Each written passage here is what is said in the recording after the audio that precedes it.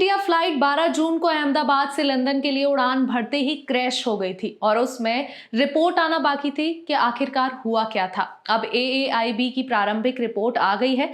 Engine के ईंधन switch गलती से कट ऑफ पोजीशन में चले गए थे, जिसमें दोनों इंजन बंद हो गए। स्विच को फिर चालू किया गया, लेकिन तब तक बहुत देर हो चुकी थी और विमान 30 सेकंड से भी कम समय में गिर गया। कॉकपिट वॉइस रिकॉर्डिंग में भी ये सामने आया है कि एक पायलट दूसरे से शॉक होकर पूछ रहा था, तुमने ईंधन बंद क्यों किया? और दूसरा पायलट स्पष्ट रूप से कहता है, मैंने नहीं किया। दोनों स्विच 1 सेकंड के अंतर से नीचे चले गए और इसके बाद अचानक विमान ने अपनी ऊंचाई खो दी।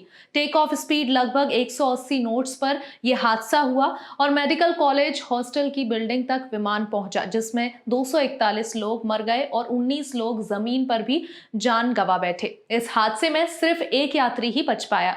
रिपोर्ट में कहा गया कि स्विच तो लॉकिंग मैकेनिज्म से सुरक्षित होते हैं, तो ये तो तकनीकी खराबी हुई या फिर स्विच किसी तरह बदल गए। जांच में कई एजेंसियां शामिल हैं, लेकिन मानवीय गलती की भी संभावना पर सवाल खड़े किए जा रहे हैं। अब सवाल यही है कि इन सुरक्षात्मक लॉक में कोई चूक थी।